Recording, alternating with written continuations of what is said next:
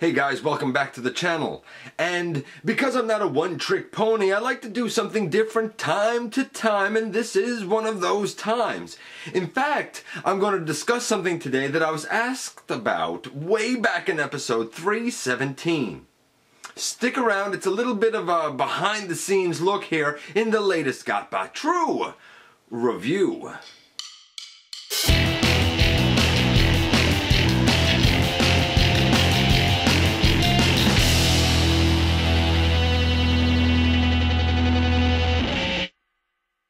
Hey guys, welcome back to the channel, or to the channel for the first time if you're only visiting us now. And if you are, why did you wait so long to drop by?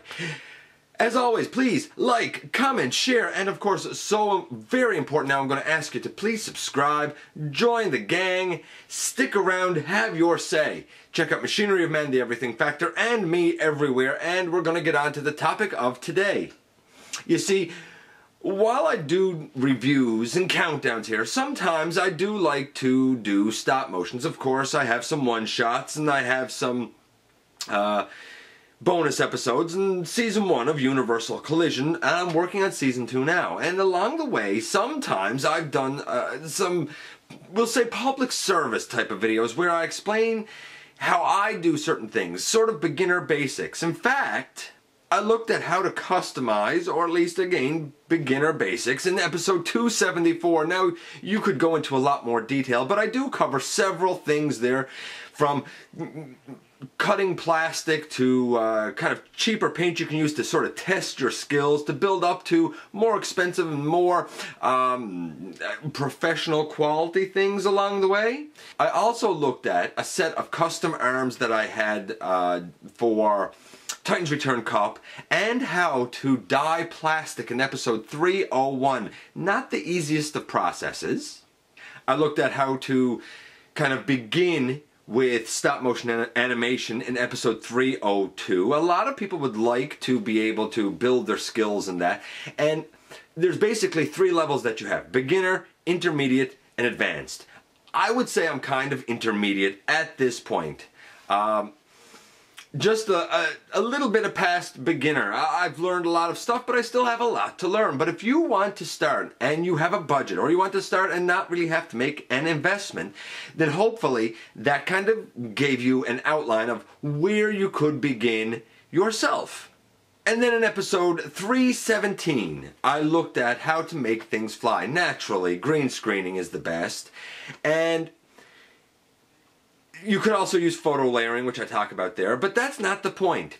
In all of those kind of how-to videos, there have also been great suggestions made in the comments by people just like you who have tried different things and different techniques, and that's certainly worth checking out as well. But in episode 317, when I looked at how to kind of make things fly, I was asked by WWE Fan 01, formerly Marvelous Prime Productions, no, Marvelous Prime Animation, sorry, if I could kind of address how you film an action sequence, or a battle sequence, a fight sequence in stop motion animation, because a lot of people do it and it seems very choppy, myself included, especially if you look at my earlier work. And I'll kind of address why that is as we go through here.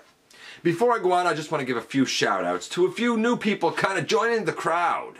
People like Jay Cologne, Reba 81176, Michael Waddell, Flex Lee, Patriot Prime Reviews, Caleb, Mark Zamardi, and Andrew Him. And if I've mispronounced any of your names, I am humbly sorry. I just like to kind of give recognition where I can. So, on we go now, looking at how do you handle an action scene. And admittedly, I've stumbled over that myself.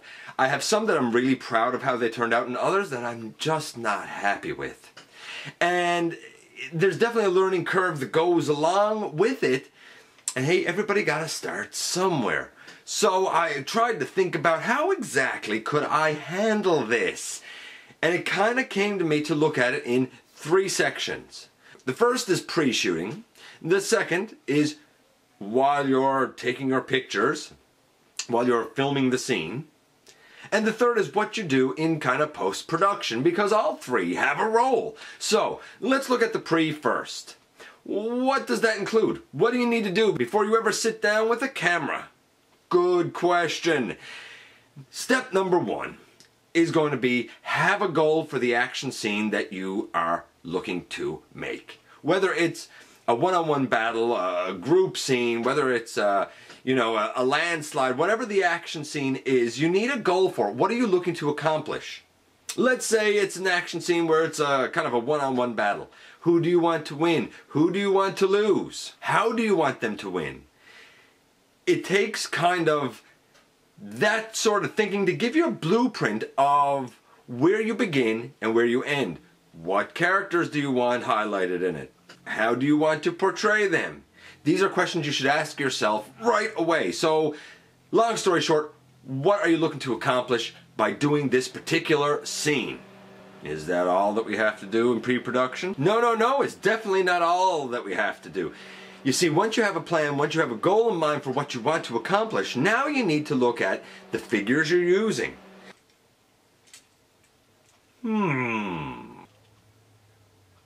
Oh. Aha. Nice deep knee bend on this guy. I have somebody like Titan's Return Slugslinger. I need to know how this guy moves. Now as a plane it's kind of straightforward. If I want him to transform in the scene, I have to kind of see what joints work nicely, what ones are tight, how I want to showcase certain joints. But let's just say that I want to put him in a kind of a basic battle. He might throw a punch or a kick or some such thing.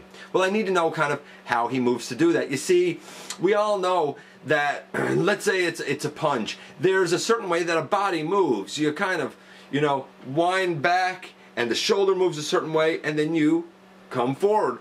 And when you come forward, the arm moves a certain way forward, the shoulder moves a certain way forward. So can this guy accomplish that? Well, you can. Get him in a position where he has his fist and his arm pulled back, and you can move the fist out and across the body. It means having the shoulder up at a rather high angle on this guy. It means being able to also incorporate using the bicep swivel, and it means noting that the fist doesn't really have a locking position, so it may move on you. If you want him to do a kick, he can do a high kick, no problem. If you want him to do some sort of a roundhouse, he certainly can because he has the knee joint to do it. So this guy can do a lot of things. He also has the thigh swivel to help expedite that process. The head, does that move? Well, you're not going to give this guy an uppercut, for example, because the head can't really move up or down, but you can kind of approach him from the side and the head moves left and right. Keep that in mind because it kind of helps dictate the sort of strikes and attacks that you want to have levied against this guy. Well, who else is going to be in the scene besides him? How about we look next at one of 3 representations of reflector. I know how small this is. This is the Perfect Effect Scouting Force. Well, one of them. And he has a couple of custom paint apps. I looked at this set a long time ago. I still to this day think it's a brilliant representation of reflector. How does this guy move? Well, all the joints are fantastic on it. With the arms able to go well out to the side and all the way around. We have a thigh swivel, or sorry, a bicep swivel. We have elbows to 90 degrees. We have a waist. We have legs that can go all the way forward and back, and we even have ankle tilts. All of that is important to note because you want to know, how does this guy go back? How is he balanced? If you want him to fall down, is he going to be able to kind of support his weight? How far back can he support his weight? Basically, you need to sit down and kind of play with your toys a bit. You may learn that as he starts to go back, you want to bring the fist back because as he starts to fall, perhaps he can support himself on his fists like that before he falls all the way down to the ground. That may take 10, 20, 30 shots. Who knows? And of course, in this scene, I happen to have Whirl, who moves very strangely. I reviewed this guy not that long ago here on the channel, and I picked him up for really cheap. I did add the Autobot symbol here and here because he was not stickered up. But nevertheless, how does this guy move? Well, his legs are extremely strange, but they have a broad range. You need to know how much weight the joints can take. You put his shoulder up like this, great, but as soon as you put something in his hand, how much does it pull it down? Can the joint support the weight? If you're using a blaster, can it actually hold the blaster out straight, or is it gonna droop down? You need to know this because all of that affects your actual shooting. So, at this point, we have a goal. In this case, maybe I want Slug Slinger to end in the scene. I have a goal. I know kind of how I want it to play out. I have the storyline in mind. In this case, it's going to start off with the Reflector Trio finding a stash of energon that was secretly planted by Whirl as a trap to kind of attack Cons. And he's going to get the drop on them before Slug Slinger shows up. There's your basic idea. There is my goal. So I want Slug Slinger to seem strong here. That being said, I also needed to know how these guys move. Now I could start to plan my choreography. What sort of things do I want to have happen? And honestly, that means kind of sitting down and playing with your toys and figuring it out. In my mind, I wanted to have Whirl kind of off to himself watching the Reflector Trio happen upon his energon stash. And then he would come down, jump down basically, landing on this guy, sort of swiping the other two out of the way. He would feel very confident about taking out this trio. He would end up turning around when he hears a sound, and then in plane mode, we would have this guy come on screen, right into the chest.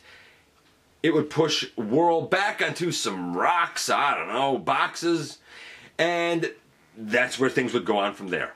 But right there, even as short as that is, I have 3 scenes. Actually 4 scenes. I have the Reflector Trio happening upon the energon. That's scene 1 that I need to shoot. I have Whirl watching things from afar. That's scene 2 that I have to shoot. I have Whirl coming down into frame and landing on the Reflector Trio. That's scene 3 I need to shoot. And I have Slug Slinger coming into frame and kind of attacking things right there with Whirl. That's scene 4. It is not a complete battle scene by any stretch of the imagination, but you want to kind of plan out each scene that's going to go into this, or each sub-scene that's going to go into this. It may take a little while, and things don't always film exactly as you picture them, but if you got a plan, at least you got a blueprint to work from. And that's always a good thing. Planning, folks, planning. It'll get you far in life, just saying. I can tell you now, I simplified this scene a little bit because I wanted to bring something to you guys here and now as well. So, there is what you gotta do pre. You have to know how your figures move, you have to have the choreo worked out, and you have to have a goal, knowing exactly what you want to accomplish by shooting this scene. If you don't have a goal, then what's the point in shooting anything? And so now we can move on to step 2. Step 2 will be during the shooting of the scene. So here we have a very basic scene set up.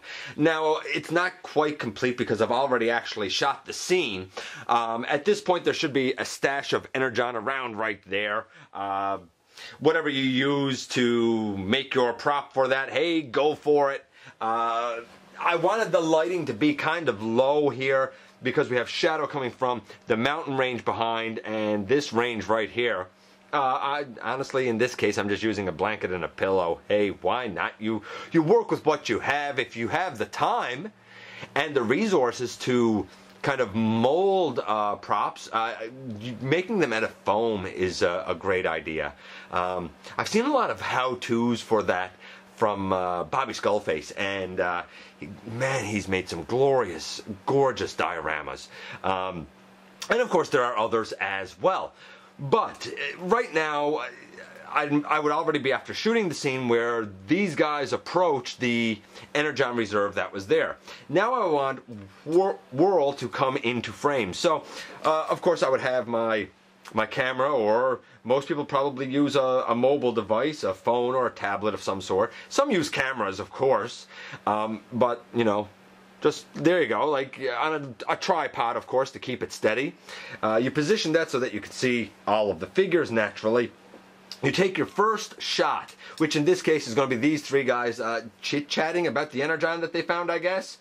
And then you slowly start to bring Whirl down into frame. Now, as I bring Whirl down into frame, I may end up holding him up here and slowly turning these guys around. It can be a little hard on the arms, but in the end, I will take a shot, a shot, a shot, a shot, a shot, and it should end up looking like this, where he's sort of standing on these two guys.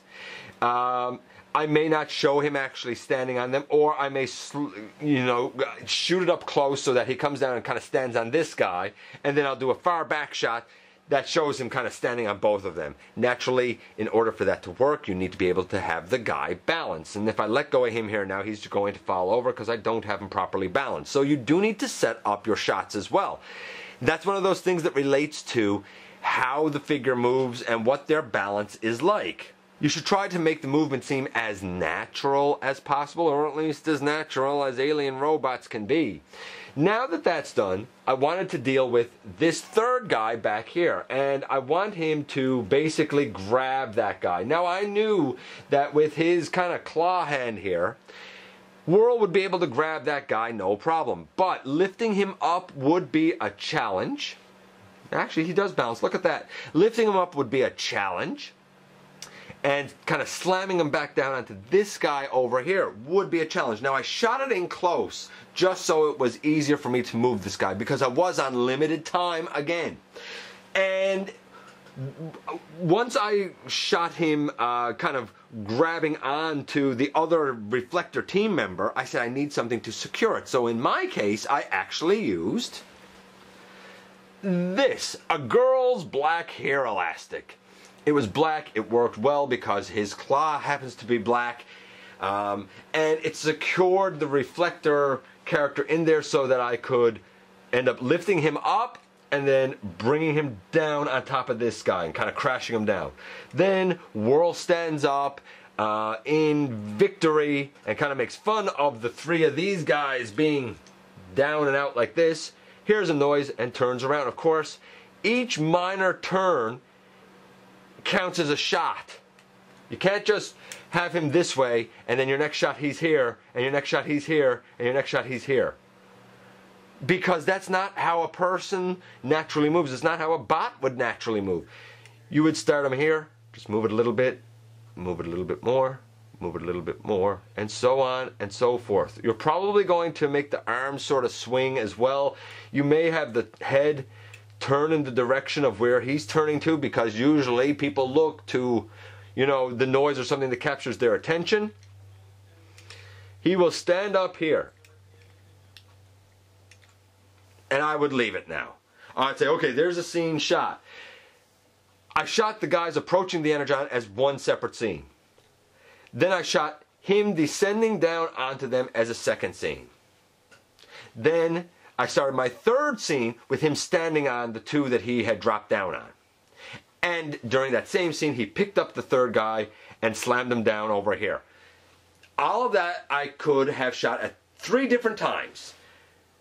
So now I have it right here. I get up, I leave, I go have a sandwich, Maybe some nice pastrami on rye, a little bit of cheese. Now I want a sandwich. So I went and had a sandwich, and now I'm back again, and you see everything is still just as I left it before. I shot all of this, as separate scenes. Right now, I was at a good point where I could take a break and come back. Now it's time to kind of bring Slugslinger into this scene. So again, I set up my little camera on my tripod. I make sure everything is right, and this time I'm going to start bringing this guy in from this end. Now, of course, I don't want my hands in it if I can avoid it, so I'm probably going to hold on over right here off scene and start bringing it in little by little around right here. Eventually, it'll be in far enough that my hand could be obtrusive. Now, you could photo layer it, that's an option, or you could change the angle and move it over here so now it's more straight onto Whirl. He will come into Whirl like this and start pushing back. No problem. Push Whirl right into the mountain.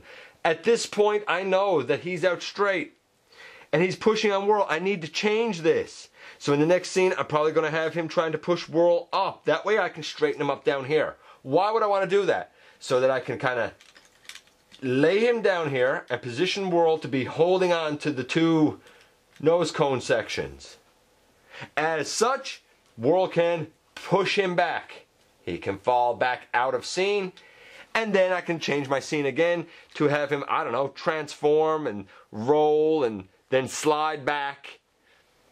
Change my scene again to show him sliding back. There's a lot of options that you can do, but the point is take it one scene at a time. I've talked a lot about changing the camera angle, even just bringing this guy in. I shot him coming in with my hand at a frame. Then when I got over close to here, I changed the angle again so that I could have him pushing Whirl up. Probably shoot it from around right here. Then I changed it again, up close on Whirl, holding onto the two nose cone sections and starting to push back. My hand is down out of the scene because now the focus is on the nose cones, and down it goes again. So what we had is the flight coming in and hitting Whirl. That is the hit. Whirl pushing back on the nose cones for him to fall back off of him is the reaction.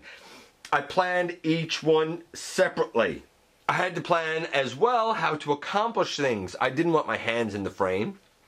For as simple as this is, I really didn't want to have to use photo layering, so I used a few tricks along the way that I've talked about before. And while he got the jump on Whirl, I wanted Whirl to be able to react. I mean, think about it. Whirl had already taken out 3 Decepticons, so he's known as a wrecker. The guy can go, and fans know this, so I wanted him to at least be able to, have a bit of brawn and might to his metal. And of course, however the rest of this battle plays out will determine how many frames I shoot and how fast I shoot them. This guy coming in took a lot of shots on the camera, and they're at a relatively high speed. That moves quicker than Whirl pushing him back. That's slower because this guy's heavy. Now Whirl don't have the same propulsion pushing him back as the plane had coming into scene. So you adjust accordingly so that it makes sense, or at least relative sense, to what's going on. Patience is a virtue in doing this. But the general rule of thumb is that you want to get the same scene shot from a lot of angles with a lot of frames. Yes, it takes a lot of patience. Yes, it takes a lot of practice. And yes, it does take a lot of just testing things out in trial and error. Okay, so now you've done the pre-stuff of picking out your goal, what figures you want to use, how they move, and planning out your choreography. You've actually shot the whole thing now, which of course meant considering a lot of things like camera angles and how you want stuff positioned and lighting and focusing and everything else. And now you have a whole bunch of pictures. 500, 1,000, 10,000. I don't know how many pictures you have. Obviously the more the better because it gives you more footage to work with. You're definitely not going to use everything you shoot, but the more you have to work with, the more options you have to make the scene come to life. Now we're into post-production, where really, now that we've got it shot, we can kind of start to fine-tune it. And whatever your preferred program is to use for editing, you're going to, of course, load all of your pictures into it.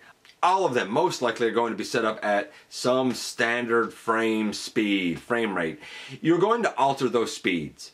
Depending on the movement that's going on in a particular image, you're going to want things going very fast. For example, when I had Slug Slinger flying into scene, I wanted that to be quick because flight is quick. So I made a speed of about 0.05, 0.06 of a second for each picture. Then I had something like Whirl standing up. Well, that's a little bit slower, especially if he's been hit by a plane. So in that case, I made the speed maybe somewhere around 0.11, 0.12, 0.13 of a second. If someone is, doing a kick or throwing a punch, maybe that's around 0.7, 0.8. I can't really tell you right now because you sort of need to tweak it and see what looks the most natural. Even after you're done and you have it all saved, you might say, hey, that's not perfect, I need to go back and tweak it. Or you might say, it's not perfect, but it's good enough. That's up to you. You've probably heard people say, hey, if you want fast motion, then you should take less pictures, and that's true. But they still need to be close enough to each other that the motion seems at least somewhat seamless. If you have this guy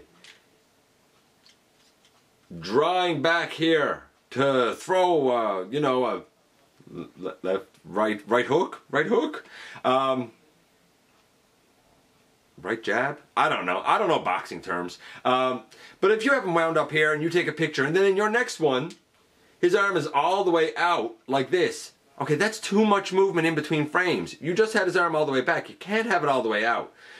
You need to have it out, move it a little bit more, a little bit more. Naturally, the more shots you have, the more frames you can include.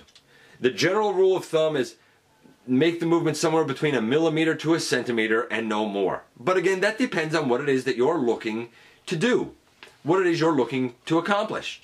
Sometimes you want more, sometimes you want less. If you have a train speeding down a track and you want it to slow near the end, well then you probably have more pictures taken with smaller time lapses in between near the end, and you're probably going to make the timing between those frames a little bit different than the rest because you want to make a certain effect happen. All of that happens in editing, and it's up to you and kind of what you see as natural movements. The truth is, many scenes go into making one scene. I already kind of explained earlier when I pointed out that there were 4 parts to a certain scene that I was working on. When you start to edit, do one movement at a time. In my case, I would edit this guy walking into frame, save it, be done with it. Then I would edit this guy watching from afar, save it, done with it. Then I would edit this guy coming into frame and landing on the little reflector dude. Save that and edit it. And then finally, I would have this guy coming into frame to hit whirl back into a mountain. We'll say mountain, why not? I would edit that by itself and save it. Then I would load all 4 pieces together and save them as one file, one scene. Once you have that done, then you can add sounds and sound effects, and sometimes you can obtain them by downloading them. Sometimes it's more creative to do them yourself. A lot of times I do, and sometimes they work out and sometimes they don't. But hey, it's kind of fun to try and experiment and grow in that field as well.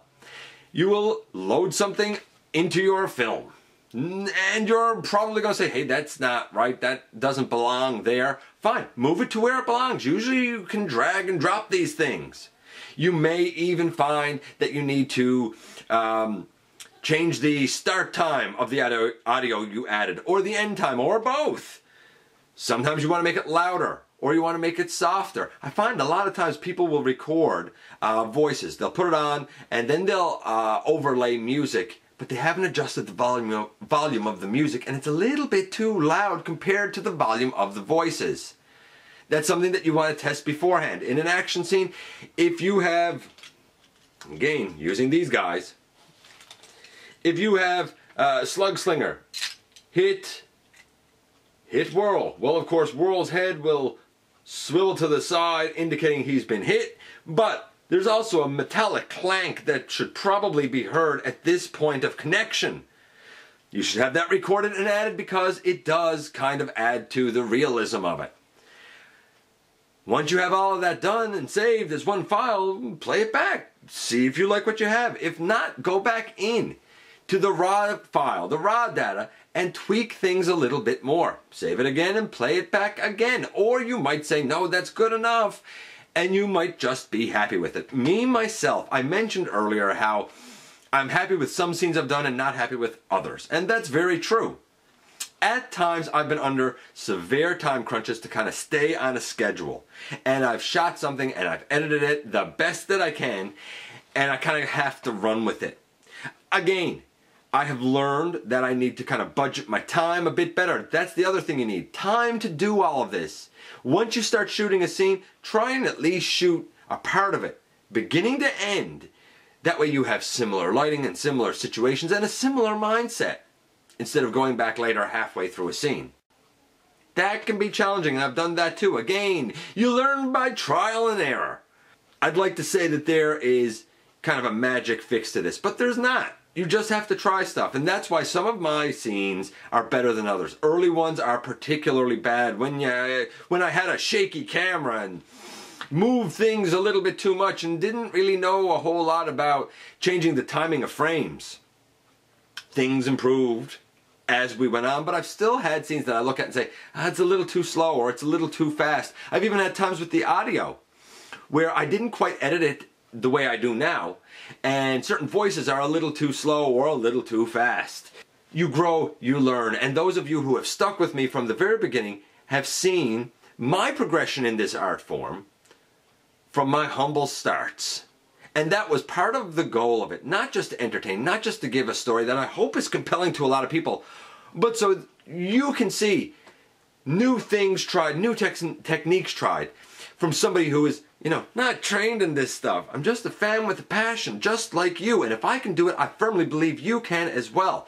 So there's a whole lot of stuff that's been said here. And how does it come together? Well, I'm going to show you a really short animation. Now, this is very raw. I don't have any of the sound effects put into it. But it's kind of the scene that I've been talking about throughout this video.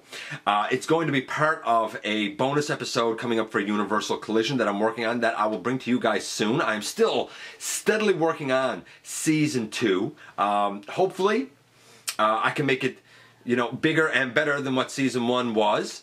That's certainly the goal, always trying to improve. But I'm going to bring you this now. It's only a few seconds long, but you can kind of see how a lot of the things that I've talked about here come together in terms of pre-production, during filming, and post-production.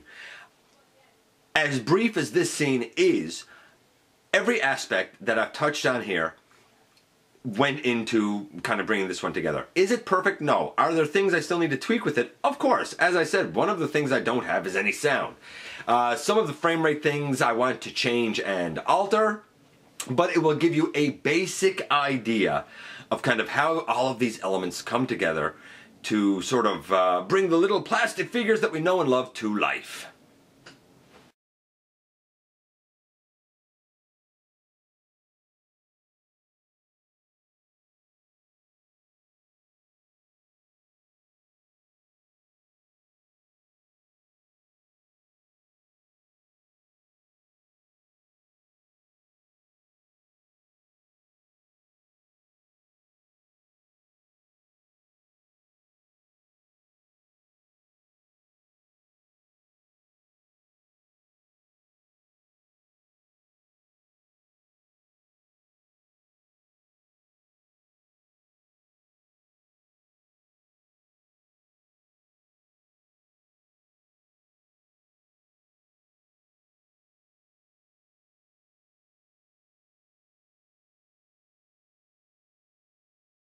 Anyway, that's kind of my long and short of how to handle action scenes.